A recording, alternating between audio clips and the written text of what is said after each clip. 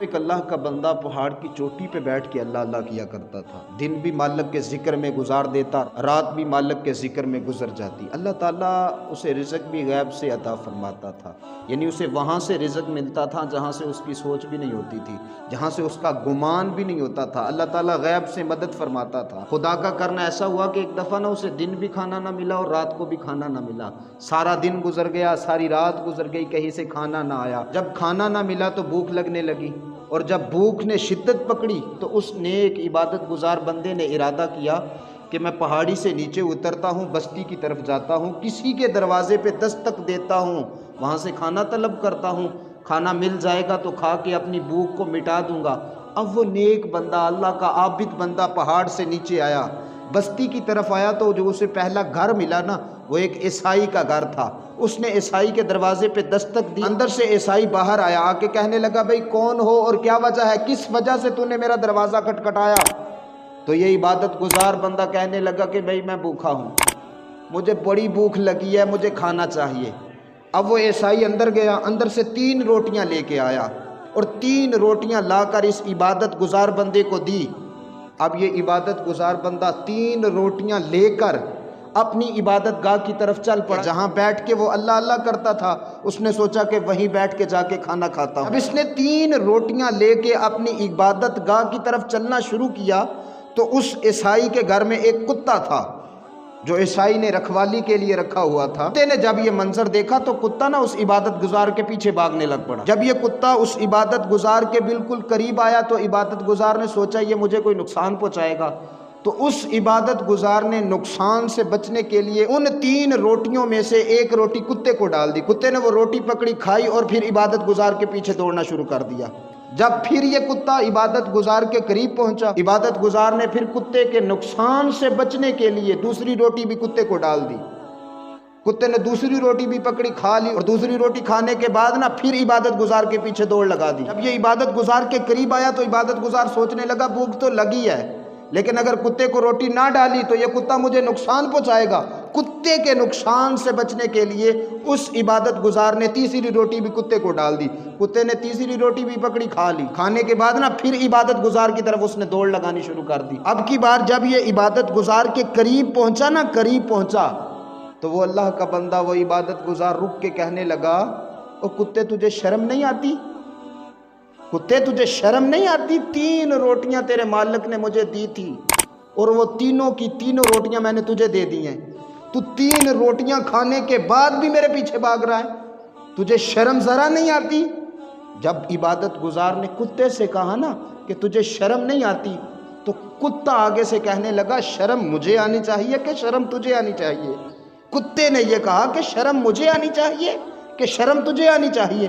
وہ عبادت گزار کہنے لگا میں نے کیا کیا ہے، مجھے کس بات کی شرم آنی چاہیے؟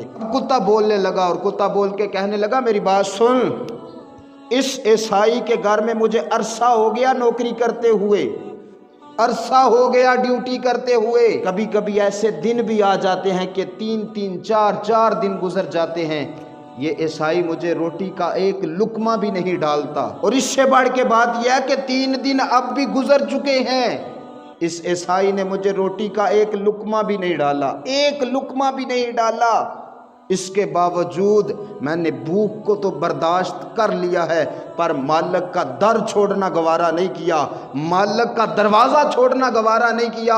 او انسان تو اشرف المخلوقات ہے اور میں کتا ہوں، میں نے 3 4 دنوں کی بھوک تو برداشت کر لی پر مالک کا دروازہ چھوڑنا گوارا نہیں کیا، اور تیرا حال یہ ہے کہ ایک دن کھانا نہ ملا، بس ایک دن کھانا نہ ملا تو غیروں کے دروازے پہ آ گیا ہے، غیروں کے در پہ آ گیا ہے۔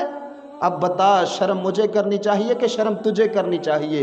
حضرت انسان نے جب کتے سے سبق سیکھا تو اس اللہ والے کی آنکھوں سے، اس بزرگ کی آنکھوں سے آنسو نکلنے لگے۔ اب وہ روتا ہوا پہاڑی کی طرف جا رہا ہے اور یہ کہتا جا رہا ہے دنیا والو مالک کا در کبھی نہ چھوڑنا، مالک کا در کبھی نہ چھوڑنا، اگر تم نے مالک کا در چھوڑ دیا نا تو پھر کتے تم سے بازی لے جائیں گے، پھر کتے آگے نکل جائیں گے اگر تو نے مالک کا دروازہ چھوڑ دیا۔ مالک کے در سے اگر تو غیروں کے در پہ چلا گیا نا، مالک کا در چھوڑ کے اگر تو غیروں کے در پہ چلا گیا، پھر سمجھنا کہ کتے بازی لے گئے۔ بابا جی بلے شاہ سرکار رحمت اللہ تعالی علیہ آپ فرمایا کرتے تھے، راتی جاگے شیخ صداویں، رات نو جاگ دے کتے تے تیتھوں اتے، مالک دا در مول نہ چھڈ دے، پاویں مارو سو سو جتے تے تیتھوں اتے، رکھا سکھا کھا دنے جا رکھاں اتے ستے تے تیتھوں اتے، ایک برکی دا قدر پچھانن پاویں مالک ہوون ستے تے تیتھوں اتے۔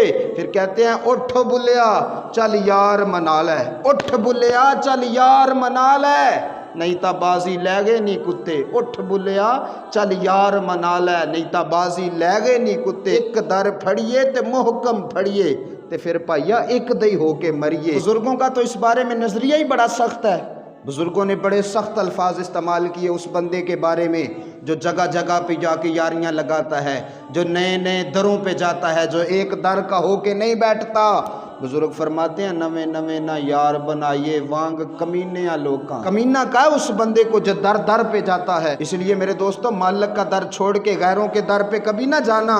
جب کہہ جو دیا کہ تو میرا مالک ہے، میں تیرا بندہ ہوں، تو میرا آقا ہے، میں تیرا غلام ہوں، پھر تو تیرا یہ نظریہ ہونا چاہیے کہ ایک ایک حرف یار دے ناں دا سانو دسدا وانگ قرآن سورت یار دی ویندیاں رہنا، سب عملاں دی جانے تے ہر دم یاد سجن وچ رہنا، ساڈا اے ہوئی ورد گیا نے۔ او سجنا ساڈا دین کی پوچھنا ہے، ان کی پوچھنا ہے تو ساڈا دین، او سجنا ساڈا دین کی پوچھنا ہے، ان ساڈا اے ہوئی دین ایمان ہے۔ اب تیرا یہ نظریہ ہونا چاہیے۔